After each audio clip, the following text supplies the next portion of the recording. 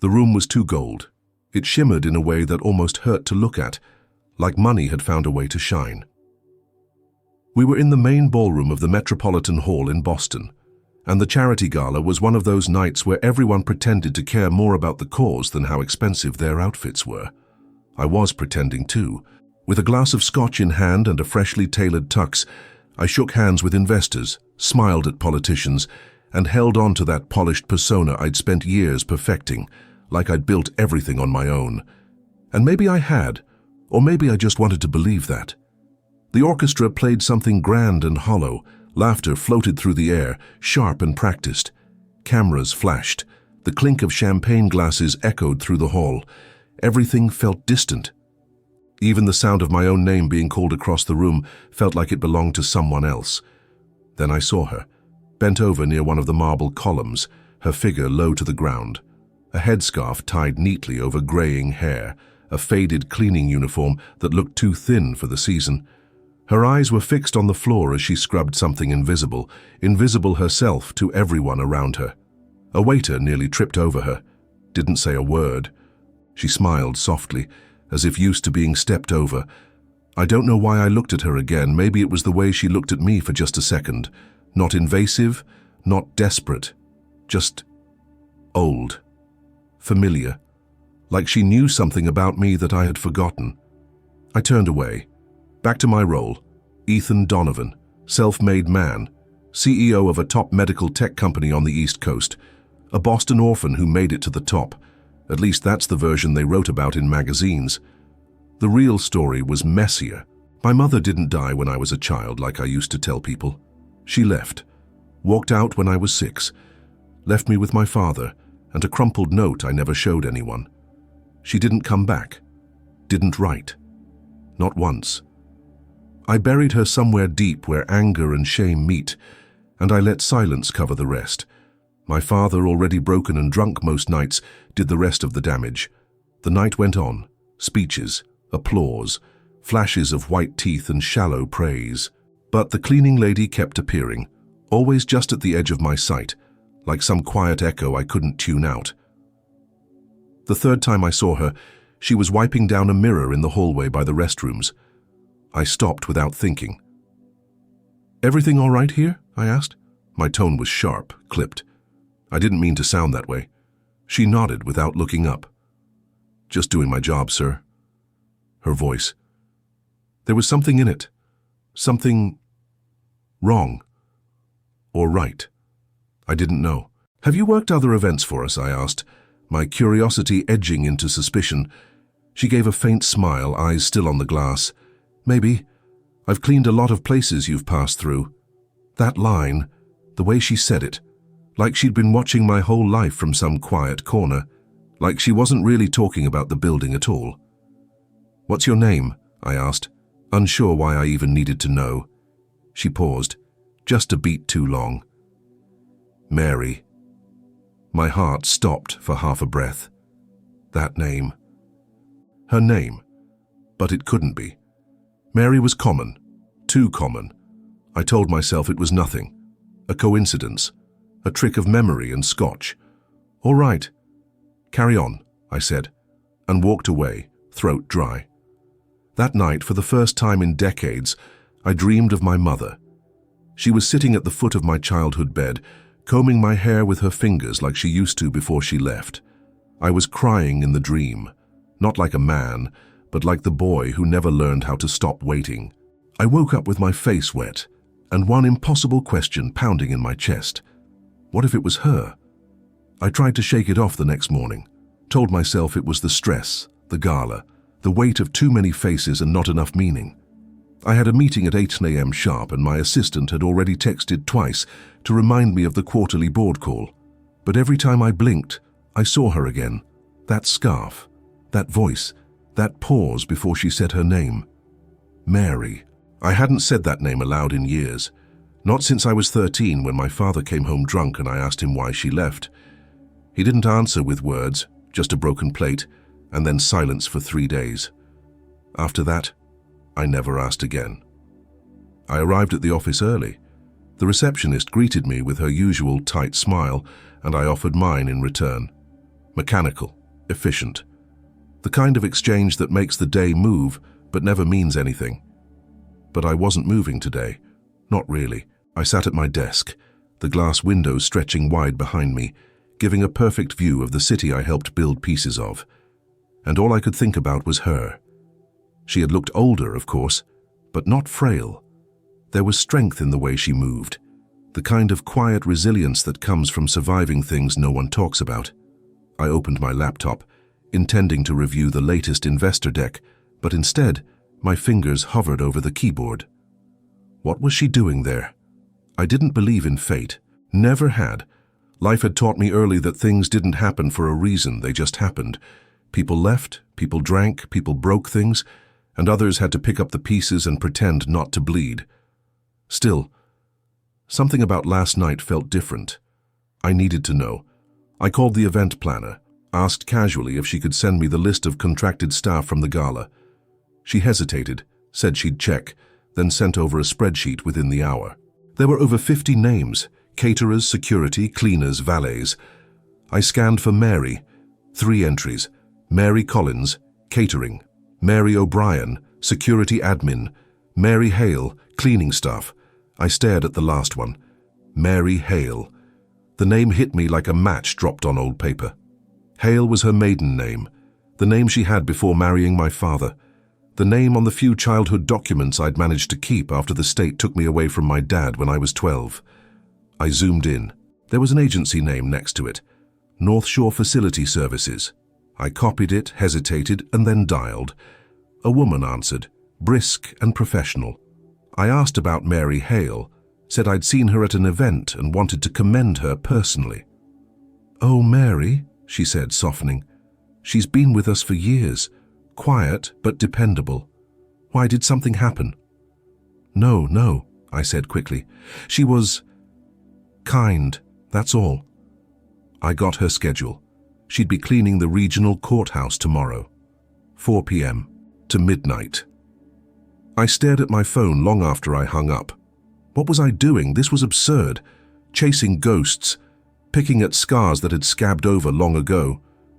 She left. She didn't want to be found, and I had built a life in her absence, successful, respected, complete. Except it wasn't. That night I sat in my apartment, glass of scotch untouched on the counter, and pulled out a shoebox I hadn't opened in over 20 years. Inside were just 3 things: a faded photo of my mother holding me as a baby, a letter I never finished writing to her when I was 9, and the small blue bracelet she gave me on my 5th birthday. I held the bracelet in my hand for a long time. It still smelled faintly of lavender and dust. She gave it to me the night before she left, and now she was mopping floors beneath crystal chandeliers. Tomorrow, I would go to the courthouse. Not to confront her. Not yet. But to see if I could look her in the eyes without breaking. The courthouse smelled like old paper and cleaning chemicals, that unique blend of time and bleach that clung to government buildings. I parked across the street and waited, feeling ridiculous. A man in a suit sitting in a black Audi watching the entrance like he was casing the place. But I wasn't casing anything. I was waiting for a woman I hadn't seen in 30 years, or thought I hadn't. I checked my watch. 4:12 p.m. She was probably inside already, probably mopping hallways or wiping down metal detectors, and here I was, sweating through my dress shirt in late September, paralyzed by the possibility that I was about to look into the eyes of the person who had defined my pain and said nothing for decades. I finally got out of the car. The air was crisp, almost cold, and the sky was turning that soft gray Boston gets before dusk. I walked up the courthouse steps slowly, every sound under my shoes sharper than it should have been. Inside, the security guard barely looked up. I didn't belong there, not like that, but I wasn't stopped. I wandered the first floor for a while, pretending to be lost. Courtrooms were closed for the day, most of the staff had gone home, the silence was heavy. Then I saw her. She was at the end of the hallway, kneeling beside a trash bin, tying up a bag. Same scarf, same posture. But closer now, real. Her back was to me. I stood still. My hands clenched at my sides. I should have walked away. But I didn't. Instead, I cleared my throat. She didn't flinch, didn't turn. just finished tying the bag, then slowly stood and wiped her hands on her apron. "I thought it might be you," she said quietly. Her voice wasn't uncertain. It was calm, like she'd been waiting for me longer than I'd been waiting for her. I couldn't speak. My mouth opened, but nothing came out. She turned slowly. Her eyes met mine. Time collapsed in that moment. All the years between us, 3 decades of silence, of questions, of rage, they didn't vanish, but they folded into the space between our bodies. Her face was older, softer, lines around her mouth, eyes duller than I remembered, but still the same color, that impossible blue, my blue. She looked at me the way a mother does when she's memorizing her child's face. "I'm not here to explain myself," she said. I flinched. "But I need you to know," she continued. "I never stopped thinking about you. I didn't come back because I thought it would do more harm than good. And when I saw your name on the event schedule, I just wanted to see you. That's all." The words hung between us like fog. I should have shouted. I should have demanded answers. Where were you? Why did you leave? Why didn't you ever try? But all I could do was whisper, "Why now?" She looked down, then back at me. "Because I'm tired," she said. "And I didn't want to die without looking at you one last time." I laughed. A hollow, bitter sound. It echoed in the empty hallway. "You thought showing up with a mop and a name tag would fix 30 years. "No," she said gently. "I didn't come to fix anything." We stood there in the silence with the hum of fluorescent lights buzzing overhead. She reached into her pocket, slowly, like she didn't want to scare me. "I kept this," she said, pulling out something small. It was a photograph, faded, folded at the corners. Her holding me as a baby, the same one I had in my shoebox. But this version had a note on the back, in her handwriting. "Always watching, always yours. M." I didn't take it from her. I couldn't, not yet. But I didn't walk away either. I didn't know what to feel. Grief, rage, relief. The emotions twisted together, tangled so tightly I couldn't separate one from the other. She stood there quietly, holding the photograph out like it was an offering, like it weighed more than it looked. I didn't reach for it. Instead, I stared at her hands, older now, but still graceful, still careful. I remembered those hands tying my shoelaces, slicing apples for my lunch, brushing my hair before bed. And then one day they just disappeared. No goodbye, no answers, just gone. "You said you didn't come to explain," I said, my voice low and dry. "But you owe me that much." She nodded slowly, not defensively, not with resistance, just a quiet agreement like she'd known this moment would come. "I know," she said, "and if you'll let me, I will, but not here, not like this." I didn't respond. I couldn't. My heart was thudding in my chest like a drum, and my hands had started to shake. The photograph still hovered between us, trembling slightly in her fingers. After a long pause, she tucked it back into her apron pocket. "I get off at midnight," she said. "If you're still willing, I'll be at the Dunkin' down the block." Then she turned and walked away. No drama, no final glance, just the soft sound of her shoes on the tile floor, her shoulders straight, her pace steady. I stood there for several minutes after she disappeared, staring at the place where she had been. At 12:08 a.m., I walked into the Dunkin'. The place was nearly empty, just a teenager behind the counter, scrolling through his phone, and an older man in the corner nursing a black coffee. The lights buzzed faintly, casting a tired glow on the linoleum floor. She was there, in a booth near the window. Her scarf was gone now and her grey hair was pulled back in a low bun. She looked smaller somehow, or maybe I was just seeing her fully for the first time. She looked up when I walked in, but didn't smile. Just nodded gently, like she wasn't sure I would come but wasn't surprised that I did. I sat across from her. We didn't speak for a while. She pushed a coffee across the table toward me. "I wasn't sure how you'd take it," she said, "so I left it black." I didn't touch it. She folded her hands on the table, her eyes fixed on them. "I was 23 when I had you," she began. "Your father was 37. I thought I loved him. He was charming and broken in all the ways I thought I could fix. Her voice was steady but low, like she didn't want anyone else to hear, like this was a secret that had waited too long to be spoken aloud. The first year was good, maybe even happy, but then the drinking got worse. The yelling started. I told myself it would get better, that he was just stressed, just grieving his mother, just going through something. She paused. Her fingers tightened slightly. By the time you were 5, I was terrified all the time. He never hit me in front of you, but he threatened to, and the way he'd scream when you cried, I was scared he'd turn it on you one day. She looked up, eyes glassy now. I should have taken you with me. I know that.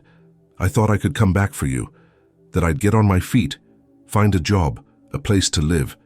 But life isn't as neat as that. I was poor, alone, and he made it clear that if I ever tried to take you, he'd disappear with you. Or worse. I clenched my jaw.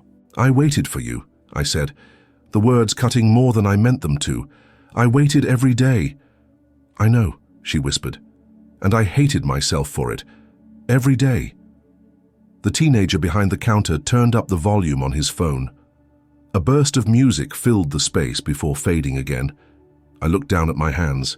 How long have you known where I was? She hesitated. Since your college graduation. I saw your name in an alumni magazine. I kept track after that. Quietly, from a distance. My chest tightened. All this time, and you never said anything. I didn't think I had the right, she said. Not after what I did. I thought, maybe it was better to let you heal without me. I let out a sharp breath. I didn't heal. She nodded. I didn't either. Silence fell between us again. Not cold, not warm, just heavy. I stared at the coffee. Then slowly I picked it up. It was lukewarm, but I drank it anyway. We sat there surrounded by the faint hum of refrigeration units and the occasional clink of a spoon against ceramic. The world outside was dark, the kind of quiet darkness that only cities know after midnight. Streetlights buzzing, cabs rolling by slowly, and time stretching thin across empty sidewalks. Mary, I still couldn't bring myself to call her Mom, kept her hands folded tightly on the table, as if letting go of them would unravel her completely. Her nails were clean, short. I remembered them painted once, soft pink when I was small. I used to trace her fingers while she read me bedtime stories. I used to imagine this, I said finally. Not here, not like this. But I used to imagine what I'd say to you if you ever came back. She looked up, her face unreadable. And what would you say? I let out a breath. That I hated you, that I hoped you were dead, that you ruined me. She didn't flinch. She didn't cry. She just nodded. Do you still want to say that? I looked at her, really looked at her, and for the first time I saw the weight in her shoulders, the years she'd carried alone. The lines around her mouth weren't just age, they were regret and loneliness. I don't know what I want, I said. I think I came here hoping it wasn't really you. Her mouth twitched, a sad, almost smile. I used to sit outside your office building sometimes, just to see you walk by. That hit like a punch. You what? She looked down, a faint blush rising in her cheeks, or maybe just shame. After I found out where you worked, I never tried to talk to you. I just wanted to see if you were okay. You always looked so serious, so strong. I thought you hated me. I did, I said, the words landing hard between us. I still might. She nodded slowly. I understand. A long silence settled between us again. Then she reached into her bag and pulled out something small and wrapped in tissue paper. I don't expect anything from you, not forgiveness, not a relationship, but I brought this. She set it gently on the table. I didn't reach for it at first. She didn't push. I found it in an old box last year. I was going to throw it out, but I couldn't. Not without showing you. I picked it up and unwrapped it. It was a tiny toy car, red, plastic, worn down at the edges. My favorite as a kid. I'd thought I'd lost it when I was 7. You took this? I asked, frowning. She shook her head. No, you gave it to me the night before I left. Said it would protect me, that if I got scared I should hold it and think of you. My throat tightened. I remembered that. I had forgotten I remembered. But now it was clear. The night she left, I'd handed it to her at the kitchen table just before she tucked me in. She kissed my forehead and said, "You're my brave boy." I hadn't heard those words since. "I held onto it for years," she said. "Then I lost it when I moved into the shelter. Found it again when I got a stable place. It's been with me longer than anything else I own." I swallowed hard. There was a deep ache behind my ribs, a slow, familiar pain that came from remembering too much at once. "I don't know what to do with this," I said, voice shaking. "You don't have to do anything," she whispered. "Just know that I kept it, that I kept you." The tears came then, not hers, mine, silent, slow, uncontrollable. I turned my face slightly, wiped them away quickly, but she saw. She didn't reach for me, didn't try to touch my hand or cross that line. She just sat there, present. And somehow that hurt more than anything else could have. I stood up after a while. The sun was starting to lighten the sky behind the windows. She didn't ask where I was going. "I need time," I said. "I'll be here," she replied softly. "For as long as you need, or not at all." I nodded and walked out the door. And for the first time in 30 years, I didn't feel abandoned. I felt seen. I didn't call her. Not the next day. Not for the week that followed. Life kept moving mechanically. Meetings, emails, boardroom decisions. Everything I had built, the company, the reputation, the armor, still stood.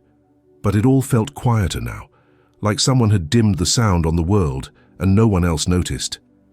The toy car sat on my nightstand. Every morning I'd wake up, glance at it, then look away. But I didn't put it away. Couldn't. Some nights I'd reach for it without thinking, hold it in my palm, feel the grooves worn by time and small fingers. My fingers.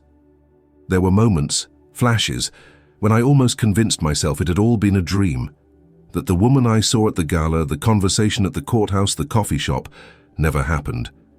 But then I'd hear her voice again, soft and steady in my mind.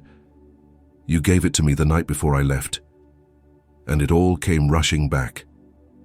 I tried to talk to Sarah, my ex, about it.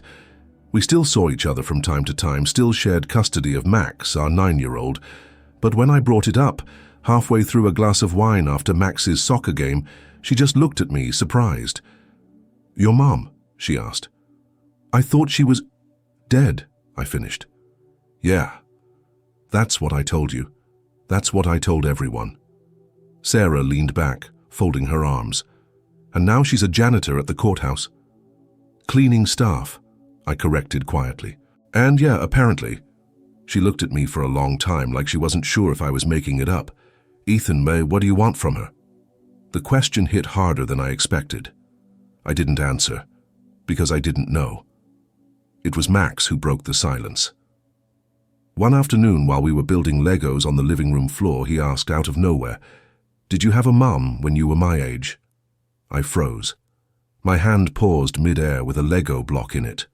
I'd told him half-truths before, that my parents weren't around, that I'd been raised by other people, but never the full story. "Yeah," I said quietly. "I did." "Was she nice?" I swallowed. "She was complicated." He looked confused. "Did she do bad stuff?" "She left," I said, more to myself than to him. "She left me when I was little." Max looked down, fitting two pieces together. "Did you miss her?" I nodded. "Every day." He thought for a moment, then looked up at me. "Maybe she missed you too." I didn't answer, but the next morning I picked up the toy car from my nightstand, slipped it into my pocket, and drove to the courthouse. She wasn't there. I waited, asked the front desk, then called the cleaning agency again. The woman on the line told me Mary had taken a few days off. "Health reasons," she said. "She gets tired, doesn't say much." That's when something inside me shifted. Not panic, not fear, but urgency. For so long I had been angry, righteously angry. Her absence had shaped me, hardened me, made me into someone who didn't need anyone. But now, for the first time, I was afraid that I might lose her again, this time for real, and there'd be no one to hate, no one to blame, only silence. I asked for her address. The agency hesitated. "She's not in trouble," I said. "She's my mother." There was a pause on the other end of the line. Then an address. East Boston, a small apartment complex near the docks. I drove there that evening. The sky was heavy with clouds, and the air smelled like rain and salt water. I stood at her door for what felt like 10 minutes. Then I knocked, once, twice, no answer. I knocked again. Still nothing. But just as I turned to leave, I heard it. Soft footsteps. A click. The door opened an inch, and there she was. No scarf, no apron. Just Mary. Her eyes softened when she saw me. "Ethan," she whispered. I held up the toy car. "Can I come in?" She stepped aside, and I walked into her world, one I hadn't known for 30 years. Her apartment was small, one bedroom, one window, and the scent of chamomile and old wood in the air. The kind of place you don't decorate with ambition, just enough comfort to get through the day. On the kitchen table, a puzzle lay half done, its edges neatly arranged, but the middle still a mystery. She offered me tea. I nodded. Neither of us said much at first.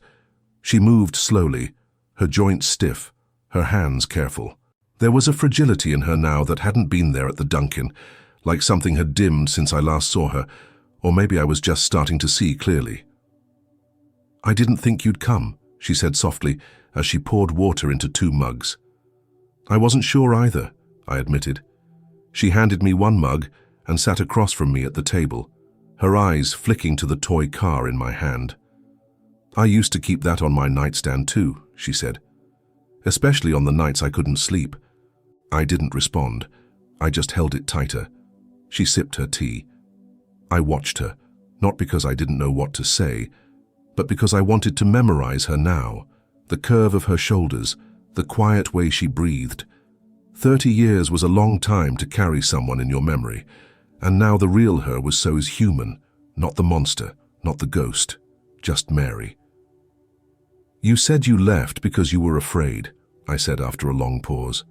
She nodded. "I believed I was protecting you," she said. "But that belief became a prison. Every year that passed, it got harder to come back. The shame was bigger than the fear." I took a sip of tea. It was too hot, but I didn't care. "You could have written, called, anything." "I know." Her voice broke on those 2 words, just slightly, but enough. I told myself that watching from a distance was better than nothing, that if I ever showed up again, I'd just ruin your life all over. I stared into my mug, the steam rising, blurring my vision. "I spent most of my 20s resenting you," I said. "Every time I failed, I blamed you. Every time I succeeded, I thought, she doesn't deserve to know." She looked down, her fingers tightening around her cup. "I used to see your face in other people," I continued, "in a crowd in the street. I used to chase strangers, thinking maybe it was you." She closed her eyes. A tear slid down her cheek. "I failed you," she whispered, "and I don't expect you to forgive me." The room fell quiet. Outside, a ship's horn sounded in the distance, low and slow, and the faint clatter of someone walking up the hallway echoed through the walls. "I didn't come here to forgive you," I said finally. "Not yet." She nodded, as if she'd expected that. "I came because I realized I don't know who I am without that pain anymore, and maybe I need to know who you are before I decide what to do with all of this." She looked at me then, really looked at me. And for the first time I saw not just the sorrow but the longing, the years of wondering, of hoping for something as small as this moment. "I'd like to tell you everything," she said, "if you're willing." I nodded slowly. "I don't promise to be kind," I warned. "I don't need kind," she said, "just honest." I reached into my coat pocket and pulled out an envelope. Inside was a copy of a letter I'd written to her when I was 9.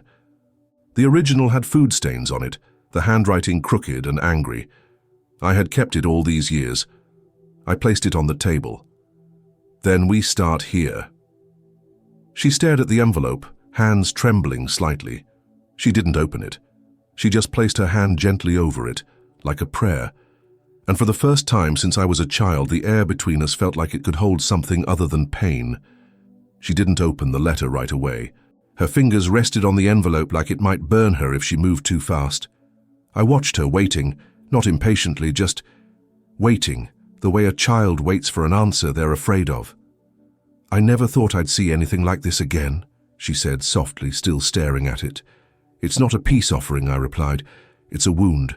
I want you to see it." She nodded. Then slowly, carefully, she opened it. Her eyes moved across the page, line by shaky line, taking in the crooked handwriting of a boy who didn't understand why love could vanish like that. The words were angry, desperate, misspelled, full of the kind of pain that only knows how to scream. "Why did you leave me? I don't want to miss you anymore. I hope you cry like I do." When she finished, she folded it back up, set it gently on the table, and covered her face with her hands. She didn't sob, just sat there silently, shoulders trembling as tears slipped through her fingers. I should have felt satisfied. For years I'd imagined making her read that letter. I thought it would be a reckoning, that it would make her feel everything I carried. But now, watching her, I just felt hollow, not victorious, not vindicated, just sad. "I read it hundreds of times," I said. "I memorized every line. I thought if I could write it better, stronger, louder, it might reach you somehow." She wiped her eyes, then looked at me. "I wish I could have read it then. I wish I'd had the courage to ask someone, anyone, where you were. But I told myself I didn't deserve to know." I leaned back in the chair, feeling the heaviness in my chest. "Do you regret leaving?" She didn't hesitate. "Every single day." Her answer was simple. No justifications, no tangled explanations, just the truth, naked and hard. "I used to dream of coming back," she continued, "of knocking on your door and you opening it with a smile. But dreams lie, they skip over the damage." She got up then, walked to a small cabinet, and returned with a weathered cardboard box. She set it on the table between us. Inside were pieces of a life I never knew she lived. Photographs of her in shelters, work IDs from diner kitchens, old pay stubs, a hospital bracelet, and among them, pictures of me. Printed from newspaper articles, company newsletters, even a graduation photo. "You kept these?" I asked, stunned. "I followed your life the only way I could," she said, "from the outside. Every article I could find, every mention of your name. I clipped them, saved them. It was the only way I knew how to love you without breaking the rules I set for myself." I picked up one of the photos. It was from a charity gala 5 years ago, the same event where I'd made a speech about overcoming hardship and building from nothing. "You were there?" I asked. She nodded. I watched from the kitchen. I closed my eyes, overwhelmed by the thought.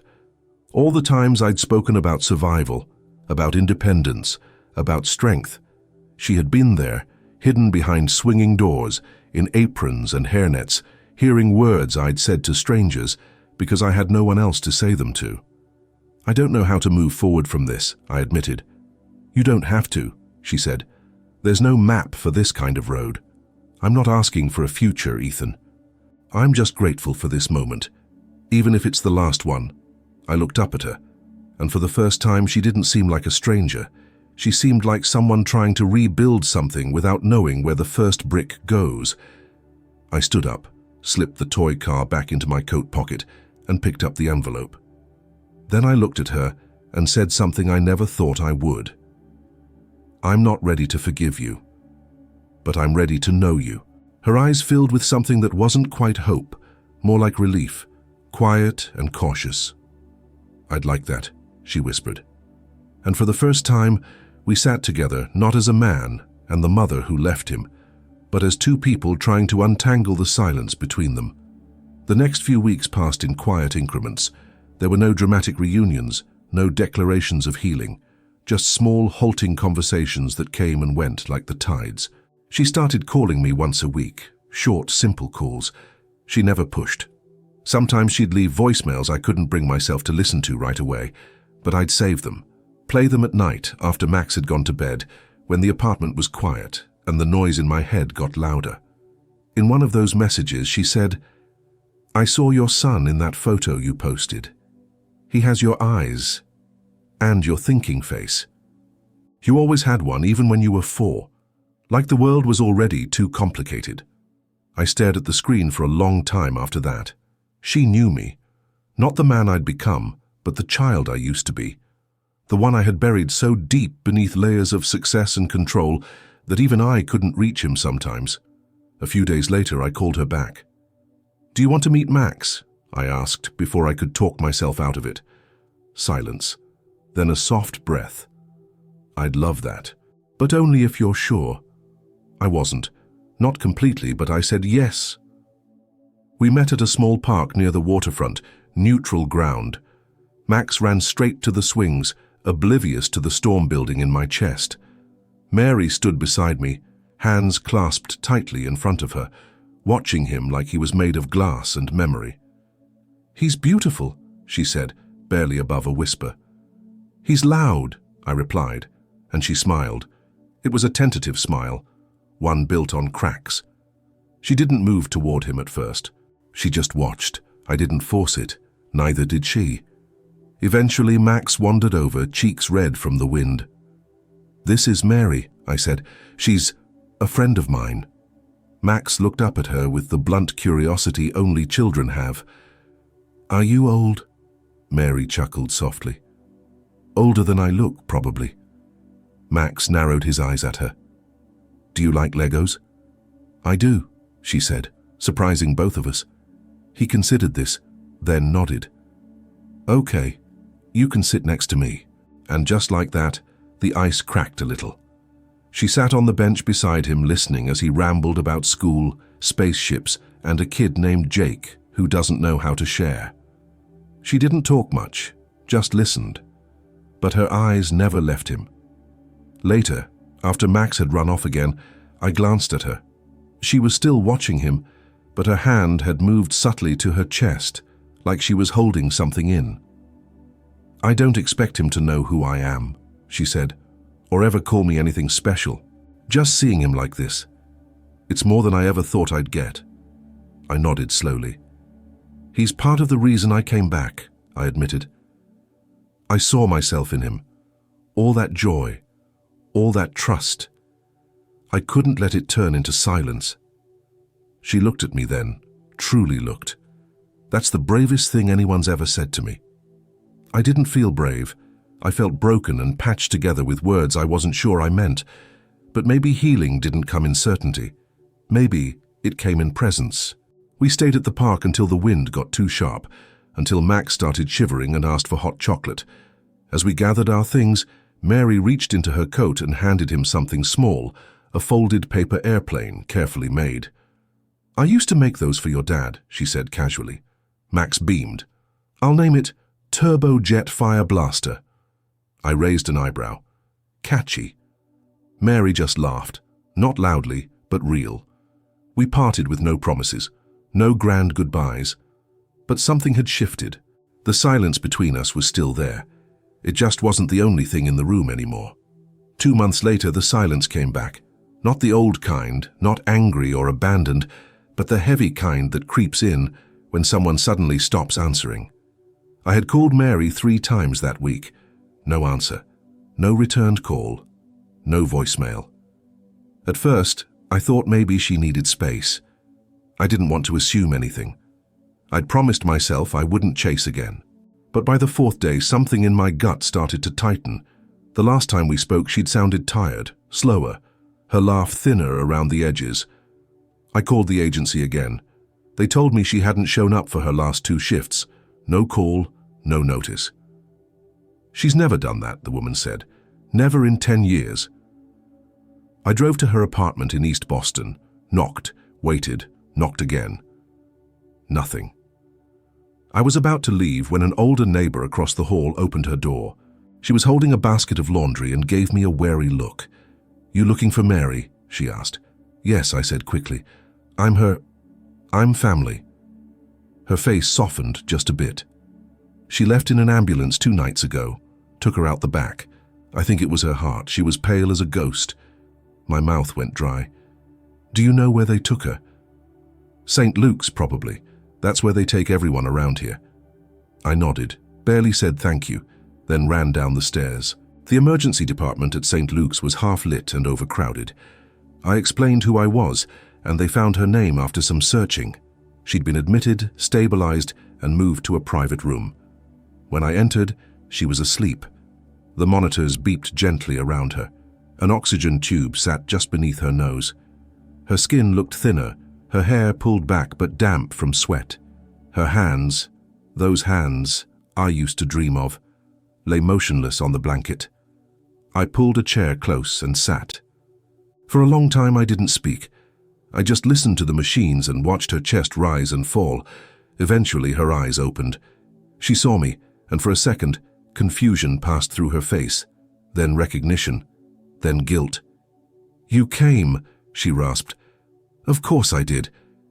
She blinked slowly, her body still not caught up to her awareness. "I didn't want you to see me like this," she whispered. "You don't get to decide that anymore," I said quietly. "You wanted to know me. This is part of it." She tried to smile, but it faltered. "I'm sorry," she said.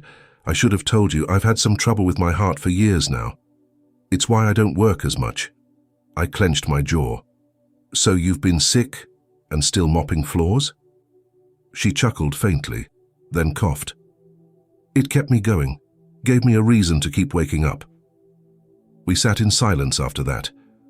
There were too many things to say, and none of them fit the room. Eventually, I pulled something from my coat pocket. "The toy car. I kept it," I said. "Even when I hated you, especially then." She reached out, slowly, and I placed it in her palm. Her fingers closed around it like she was holding something sacred. "I don't know how to forgive you," I said softly. "But I don't want to lose you before I try." Her eyes welled. "I never asked you to try," she said. "Just being here. It's more than I deserve." "I think we've both decided what we do and don't deserve for too long," I replied. "Maybe we let life decide that now." She nodded, too choked up to answer. I sat beside her until she fell back asleep, her hand still holding the little red car. As I watched her breathe, something in me began to unravel, not in a painful way, but like a thread finally loosening after years of being pulled too tight. It wasn't forgiveness yet, but it was the beginning of something softer. She stayed in the hospital for 3 more days. I visited every evening after work, sometimes bringing Max with me. He didn't fully understand who she was yet, but he sensed something important. He'd sit beside her, tell her about his day, and show her drawings of dragons and rockets. She listened with the quiet patience of someone who had nothing but time to give. The nurses began to recognize me. One of them, a younger woman with tired eyes and a kind smile, pulled me aside one night. "She talks about you all the time," she said. "Says you're the best thing she ever made, even if she wasn't there to see you grow." I didn't know how to respond to that. Mary never told me directly. She just showed it, in how she listened, how she looked at me when she thought I wasn't watching, how she never once asked for anything, not even forgiveness. And that made it harder somehow. After she was discharged, I helped her home. Her apartment was smaller than I remembered, colder now. I stocked the fridge. Max helped organize the puzzles. She sat at the table watching us, smiling faintly like she couldn't believe it was real. "I'll be fine," she said gently. "I've managed this long." "You don't have to manage alone anymore," I said. Her eyes filled with something too complex to name. A week later, I brought her to Thanksgiving at my place. Sarah was kind, cautious, but kind, and Max was thrilled to have a new audience for his jokes. Mary offered to help with the dishes, and I let her even though I didn't want her to feel like she had to earn her place. After dessert, I found her sitting alone on the balcony, a blanket over her shoulders, watching the city lights flicker against the night. I joined her. Neither of us spoke for a while, then she said, "I never pictured this." What? Being part of the holidays again? No, she said. Being welcome. I looked out at the skyline, hands in my pockets. You're not forgiven, Mary, I said. Not yet. I don't know if I can or if I should. She nodded slowly. But I am trying to stop punishing you. She turned to me, her eyes damp. You don't owe me kindness. I know, I said. That's why it means something. She looked away, blinking hard. You want to know the worst part? She said after a moment. I used to imagine this, and in every version, you hated me. I never let myself believe there could be a version where we sat side by side like this. Neither did I said. She smiled. It was small and sad, but genuine. A minute passed. Then she pulled something from her coat pocket, a folded piece of paper. I wrote you something, she said, a letter like the one you gave me. I wasn't sure if I should give it to you, but I think maybe I need to. I took it from her hand. It was warm, worn at the edges. I didn't open it right away. I just held it like it was heavy. That night after I put Max to bed, I sat on the edge of my own mattress and finally unfolded it. Her handwriting was careful, almost too neat, like every word had been chosen with the weight of a lifetime behind it. Dear Ethan, I know I don't have the right to ask for your love, or even your understanding, but if you read this, please know, I never stopped loving you. Even when I thought I was doing the right thing by staying away, I ached for you. Every birthday, every Christmas, every time I saw a little boy with his mother, I saw you. I heard your laugh in other children. I waited for some miracle to give me a second chance. I never thought I'd get one. Now that I have it, I promise I won't waste it. Not with explanations, not with guilt. I will just be here, quietly, willingly, ready to walk with you even if it's always a few steps behind. With love I never stopped carrying. Mary. When I finished reading, I didn't cry. I just sat there, letting the letter rest in my lap. There were still cracks between us, still history we hadn't touched, but something in me shifted that night. For the first time, the pain didn't feel like a prison, it felt like a bridge. December came quietly that year. Boston dressed itself in lights and cold wind, and I found myself walking slower, noticing things I used to pass by, the way people held hands when they thought no one was watching, the glow of windows lit from within, the hush that snow brought when it finally arrived. Mary and I had settled into something uncertain but consistent. We weren't mother and son in the traditional sense. There were no childhood stories retold around the table, no easy laughter over old photographs. But we spoke. We saw each other. And sometimes that felt like a miracle all its own. She'd started attending Max's weekend soccer games, always quiet, always sitting a little apart, but present. Max had started calling her Miss Mary, and she never corrected him. She didn't expect the title, didn't ask for more. One Saturday morning after the game, Max ran up to me holding a drawing, crayon on construction paper. A stick figure of me, one of him and one of Mary, scarf and all in, standing under a crooked sun. She's part of our team now, he said proudly. I looked at Mary, who stood nearby with her hands folded in front of her chest, her eyes fixed on the ground. She had heard him. She just couldn't meet my eyes. Later that day, I invited her for lunch. We sat across from each other at a small diner near the river. She ordered tomato soup. I ordered a sandwich I barely touched. I'm not trying to take anything, she said suddenly, as if she'd been rehearsing it. Not from your life, not from Max. I know how much space I lost the right to fill. You didn't take anything, I said, but you left a lot behind. She nodded. Her eyes didn't waver. I know. I hesitated, then said the thing I hadn't dared to until then. You could tell him. Her brow furrowed. Tell him what? Who you are. To me. She stared at me, disbelief flickering behind her eyes. I don't want to confuse him. You won't. She looked away, swallowing hard. I don't want to hurt him. You're already part of his life, I said. He just doesn't have the words yet. She didn't respond, but something softened in her face, a mix of fear and wonder. I reached into my coat pocket and pulled out the toy car. It had become a habit now, like a touchstone. I don't carry this out of habit, I said. I carry it because it reminds me that pain isn't the end of the story. It's just the middle. Mary looked at the car, then back at me. You still dream about the night I left? Sometimes. What happens? I paused.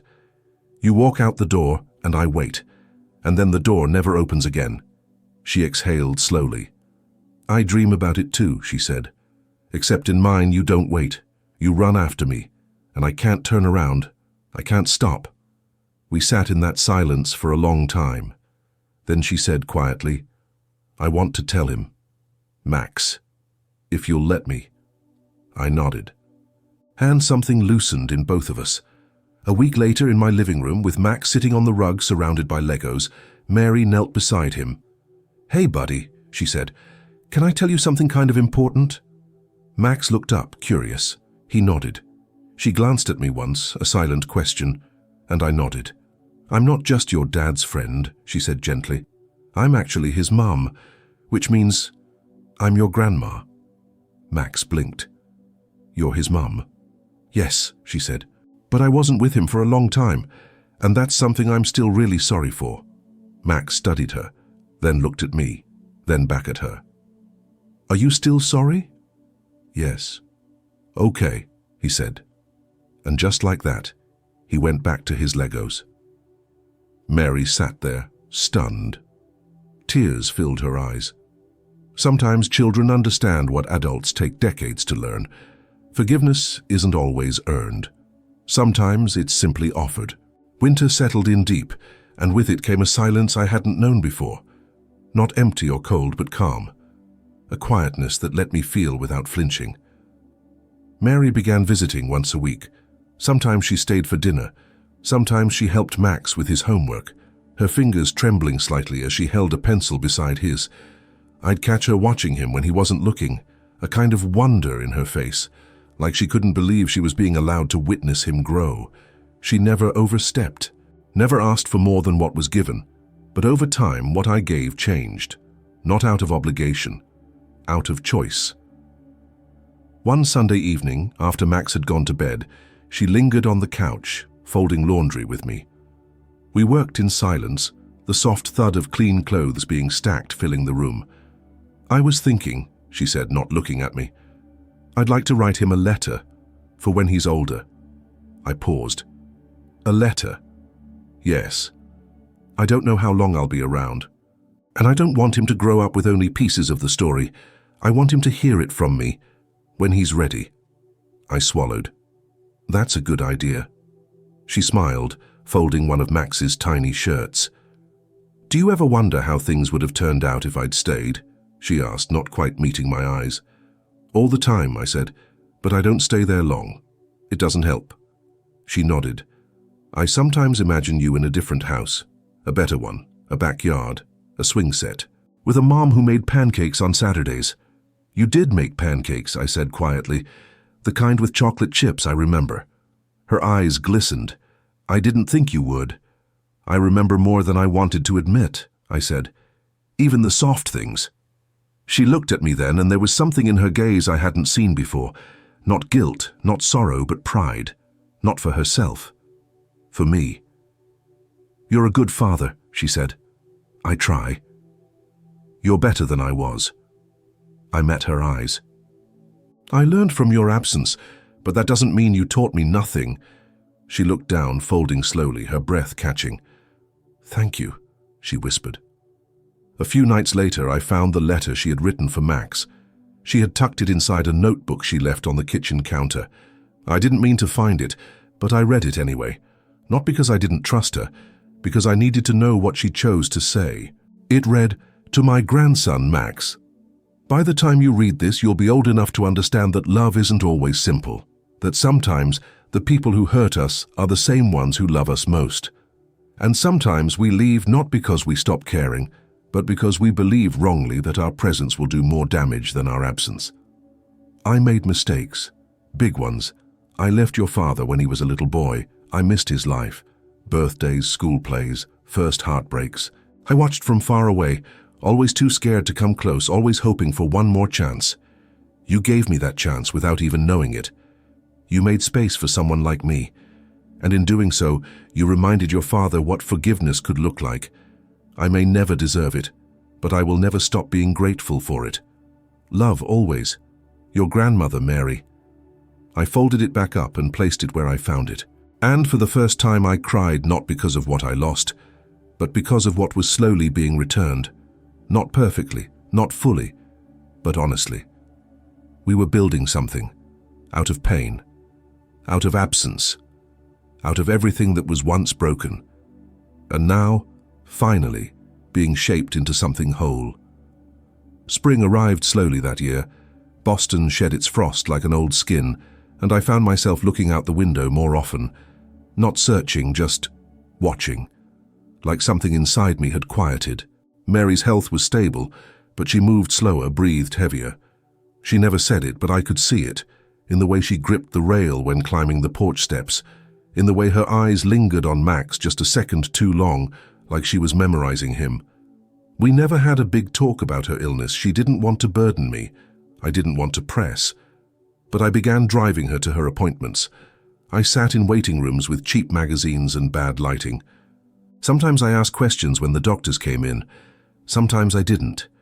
One morning, after a long appointment, she looked at me and said, "I'm not afraid of dying. I'm just afraid of leaving you again." I didn't answer, because part of me was afraid too. Not of losing her, I'd done that once already, but of feeling it all again. The grief, the silence, the undoing. Except this time, we weren't strangers. We weren't bound by anger. We were something closer to peace. One Saturday, she asked if we could drive out to the edge of the city, to the neighborhood where I'd been born. I hadn't been back in decades. The streets were smaller than I remembered, the houses more tired. The memories came sharp and uninvited. We parked across from the house we used to live in. The paint was peeling, the swing set was gone, but the porch light was still the same. She stared at it for a long time. "I used to rock you out here when you couldn't sleep," she said. "Even when your father yelled, even when I was shaking inside. I'd hold you and you'd press your face into my shoulder like you belonged there." "You left this house before you left me," I said. She nodded. "This place held too many ghosts. I tried to stay for you, but I was disappearing." We sat in the car for almost an hour, saying very little, just being. Before we left, she pulled out something from her bag, the old photograph again, the one of her holding me years ago, the one she'd kept hidden all that time. "I want you to have it," she said, placing it in my hands. "It belongs to you." I took it. This time I didn't hesitate. I looked at the back. The words were still there. "Always watching, always yours, M." They didn't sting anymore. They didn't feel like a lie. They felt like a promise kept too late, but kept nonetheless. One evening, Max asked if Mary could come to his school play. He was playing a tree. He was very proud of it. "She has a front row seat," I told him. At the performance, Mary sat beside me in the auditorium, holding the program with trembling hands. When Max walked onto the stage in a costume made of felt leaves and string, she gasped softly, not in surprise, but in joy. After the show, Max ran to her, arms wide, and she knelt slowly, embracing him with care. "You were the best tree I've ever seen," she said. He smiled. "You're the best grandma I've ever had."